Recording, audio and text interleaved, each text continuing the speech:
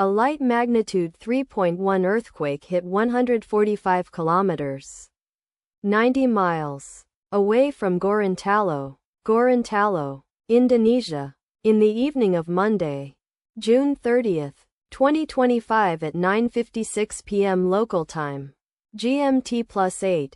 The depth of the quake could not be determined, but is assumed to be shallow. The quake was not felt, or at least not reported so. First to report, BMKG after 7 minutes.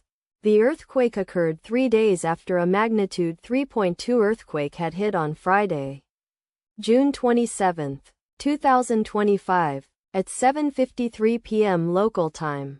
Asia, Makassar GMT+8. In 55 kilometers, 34 miles, distance to the east. Data source from Volcano Discovery. Did you feel it? Let us pray. May the earthquake that occurred not affect our brothers and sisters there. May the earthquake not happen again. And may God protect everyone. Amen.